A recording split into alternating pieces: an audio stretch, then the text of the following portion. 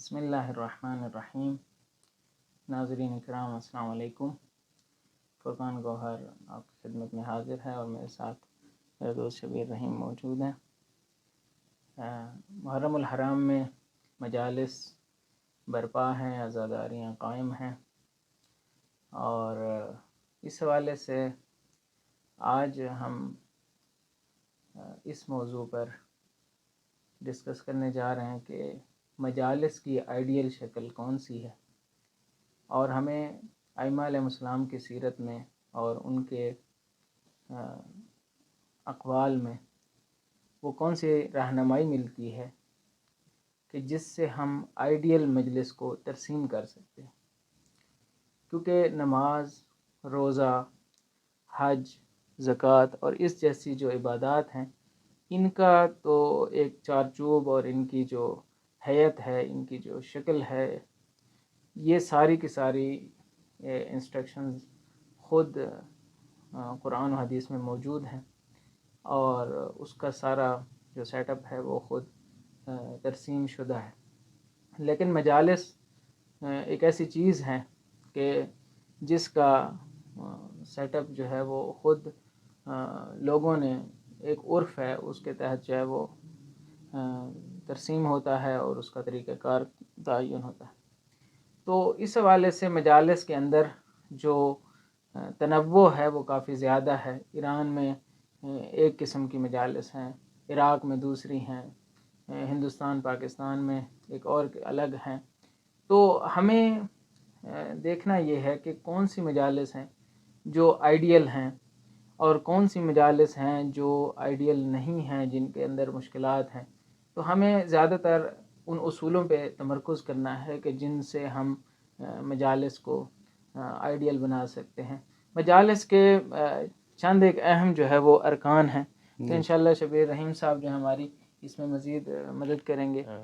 میرا یہ خیال ہے کہ ہمیں خود ائمہ علیہم الصلاۃ والسلام کی جو رہنمائی ہے، یا جو احادیث ہیں، یا ان کے جو فرامین ہیں، جیسے آپ نے فرمایا، ان کو دیکھنا پڑے گا۔ ادروائز میں یا آپ ممکن ہے کہ جو مجالس کے ارکان ہیں، جس میں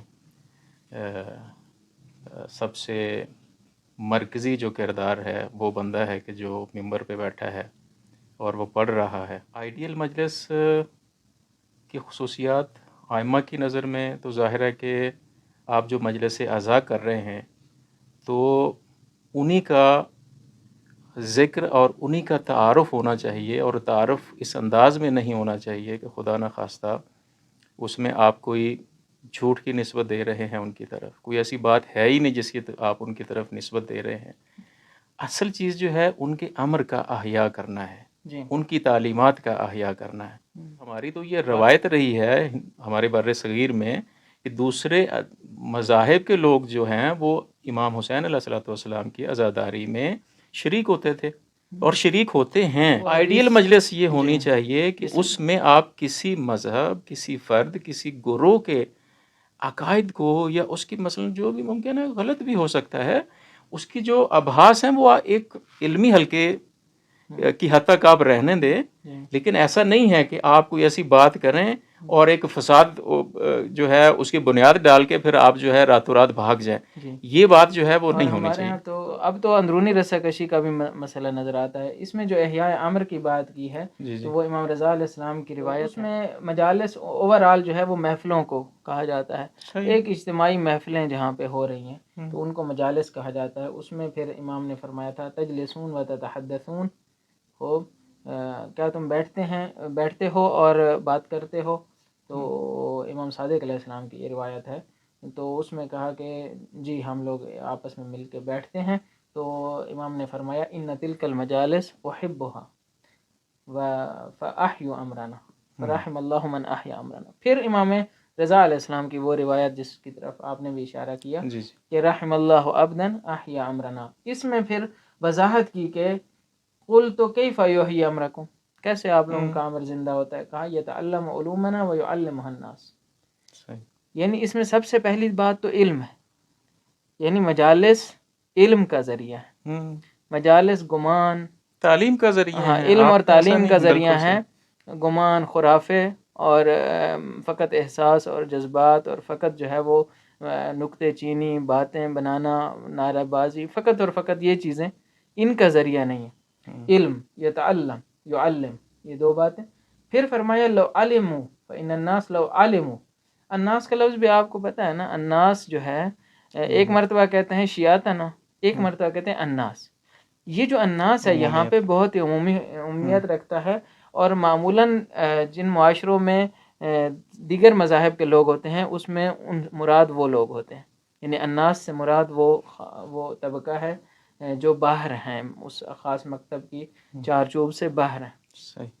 تو فرماتے ہیں لو علموا محاسن کلامنا، یعنی اگر لوگ جو ہے وہ ہمارے کلام کی محاسن کو جان لیتے تو لتبعونا، ہماری اتباع کرتے ہیں۔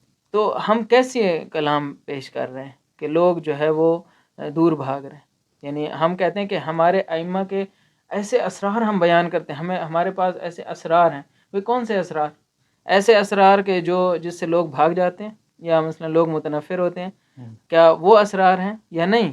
امام کہتے ہیں کہ ہمارے کلام کے محاسن اگر معلوم ہو جائیں تو لوگ بھاگیں گے نہیں۔ اس کا مطلب ہے یہ ان اسرار میں مسئلہ ہو سکتا ہے جو لوگوں کو دور بھگاتے ہیں، یعنی احترام کو فروغ نہیں دے رہے، تو پھر کیسے محاسن؟ یعنی ائمہ علیہ السلام تو احترام کی فضا۔ اسی سے ہم آگے بڑھتے ہیں، مجالس کا ایک رکن تو یہ ہو گیا جو بیان ہوتا ہے اور جو بیان کرنے والا ہے، اور اس سے اگلا رکن خود ممبر بھی ہے، یعنی مجلس کا ایک رکن ممبر ہے جسے ہم یعنی جس کا احترام ہونا چاہیے، عام جگہ نہیں ہے۔ ممبر کا ایک تقدس ہے، اور آج جو ہے ہم دیکھیں کہ اس وحی کی اس مقام سے جہاں ممبر کی بنیاد پڑی تھی، وہاں سے ممبر آج جو ہے وہ کہاں کھڑا ہے؟ یعنی آج کربلا کے بیان کرنے والے جو ممبر پہ ہیں، آپ دیکھیں کہ کربلا کے بعد جو سب سے پہلا تو میں نہیں کہہ سکتا، جو ہمارے ذہن میں سب سے پہلا ممبر ہے وہ امام سجاد علیہ السلام نے شام میں لگایا، اور پھر وہاں پہ جا کے بتایا کہ میں کون ہوں۔ تو یہ ممبر حسین جو ہے وہ وہاں سے شروع ہوا۔ احساساتی طور پہ یا جذباتی طور پہ یہ بات کی جاتی ہے کہ جناب سیدہ نے یہ مجلس قبول کر لی، اگر تھوڑا رونا اس میں زیادہ ہو گیا یا تھوڑے کیا نام ہے نعرے زیادہ لگ گئے، تو ہمارا بنیادی نقطہ یہ ہے کہ جس بندے کو اس ممبر پہ بیٹھایا گیا ہے یا جو آ کے بیٹھ گیا، اس کے سر پہ یا اس کے کاندھے پہ بہت بڑی ذمہ داری ہے۔ ایک ذمہ داری نہیں، بہت ساری ذمہ داریاں ہیں، اور شہید جس میں مطہری تو جی یہ بھی کہتے ہیں کہ اصل ممبر پہ وہ آئے جس کو پورے کے پورا نظام دینی پہ، منظومہ دینی پہ، دین کو ایک مجموعہ معارف کے طور پہ اس کی کڑیاں سب سمجھتا ہو، کہیں ایسا نہ ہو کہ ایک کڑی کو ٹھیک کرنے کے لیے دوسری خراب کر بیٹھے۔ مثلاً آپ دیکھیں تقابل جو عام طور پہ کیے جاتے ہیں، نیکیوں کا کوئی تقابل ہی نہیں ہوتا نا۔ آپ مثلاً نماز پڑھیں، ٹھیک ہے، آپ عزاداری کریں، اب ایک آدمی آ جائے شروع کر دے جی نماز اور عزاداری کا تقابل شروع کر دے، تو نیکیوں میں تقابل نہیں ہوتا۔ ہاں بعض اوقات جو ہے وہ بعض چیزیں وقت ہوتی ہیں، موقت ہیں، بعض چیزیں وقت اس کا وقت معین ہے، ایک چیز کا وقت آزاد ہے۔ تو سب کو پتہ ہے کہ نماز ایک موقت چیز ہے اور عزاداری ایک آزاد چیز ہے۔ آپ 12 بجے بھی کر سکتے ہیں، 1 بجے بھی کر سکتے ہیں، لیکن عشاء کی نماز جو ہے وہ قضا آدھی رات کے بعد ہو ہی جاتی ہے۔ تو اس طرح سے یعنی تزاحم بعض اوقات ہو جاتا ہے، لیکن تضاد نہیں ہے۔ ایک شخص نے جو ہے وہ امام کو خط لکھا، ان رجل کتب الی الحسین ابن علی یا سیدی اخبرنی بخیر الدنیا والآخرہ، کیونکہ ہم امام حسین علیہ السلام کی عزاداری کر رہے ہیں نا، تو ایک شخص نے کہا کہ مجھے بتائیے کہ دنیا اور آخرت کی خیر کہاں ہے، کس چیز میں؟ تو امام فرماتے ہیں کتب الیہ بسم اللہ الرحمن الرحیم فَإِنَّهُ مَنْ طَلَبَ رِضَى اللَّهِ بِسَخَطِ النَّاسِ كَفَاهُ اللَّهُ أُمُورَ النَّاسِ، جو اللہ کی رضا مانگتا ہے اور لوگوں کو ناراض کرتا ہے، یعنی لوگ ناراض بھی ہو جائیں تب بھی اسے جو ہے وہ اپنے اصولوں پہ پابند رہتا ہے، اور لوگ ممکن ہے ناراض ہو جائیں، ظاہر ہے بعض اوقات جو ہے وہ ہوتا ہے، ناراضگی آ جاتی، کفاہ اللہ امور الناس، اللہ خود ٹھیک کر دیتا ہے لوگوں کے امور کو، اللہ خود ٹھیک کر لیتا ہے.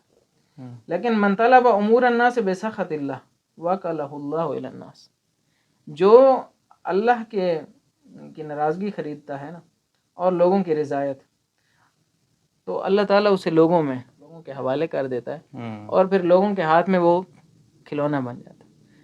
تو امام نے کہا کہ دیکھیں، دنیا کی اگر بھلائی چاہتے ہو اور آخرت کی بھلائی چاہتے ہو تو تمہارا مد نظر یہ ہونا چاہیے. آج ہماری مجالس میں دیکھیں خطیب کا مد نظر کیا ہے، اللہ کی رضا ہے یا لوگوں کی خوشنودی؟ ہاں، خدا کی یہ نہیں کہ آپ نے لوگوں کو، ہاں، لوگوں اور خدا کے درمیان اگر بات آ جائے اور لوگ ایک اور راستہ چنیں اور خدا کا راستہ الگ ہو جائے، تو امام حسین علیہ السلام فرما رہے ہیں کہ اگر خیر دنیا چاہتے ہو، اگر خیر آخرت چاہتے ہو، اگر دنیا کی بھلائی چاہتے ہو، آخرت کی بھلائی چاہتے ہو، تو اس راستے میں جاؤ.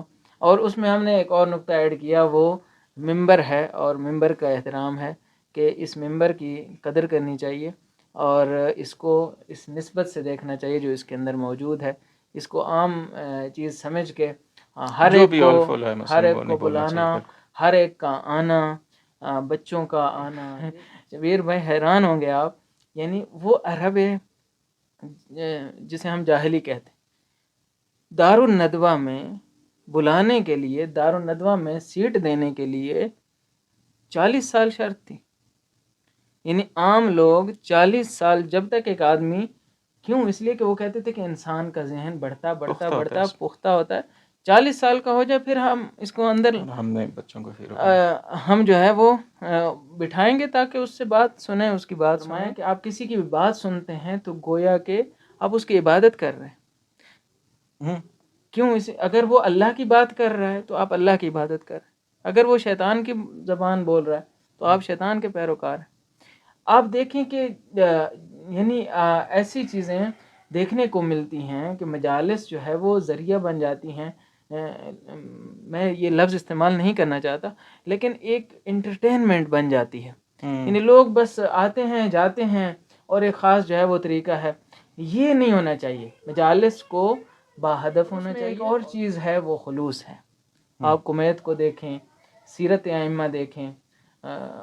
کمیت اسدی جب اشعار پڑھتا ہے تو امام اسے کچھ تقدیم کرتے ہیں، وہ کہتے ہیں نہیں، ہم نے یہ اللہ کے لیے پڑھا ہے. تو پوری انڈسٹری بن گئی. تو یہ سارا کیوں ہے؟ یہ یعنی ہم ادھر سے دور ہو چکے ہیں، اصل اس سے دور ہو چکے ہیں. یہ وہی جو مراسم حسین در ترینیداد، کہ وہ ترینیداد جو ہے ایک شمالی امریکہ میں ہے، اس انڈیا سے لوگ ہجرت کر کے وہاں گئے تھے اور وہاں پہ جو ہے کوئی مراسم انہوں نے شروع کر دیے. وہ وہیں عزاداری ہی تھی. تو 100-200 سال گزر گیا، آج کل وہاں پہ ان مراسم کا نام ہے حسین.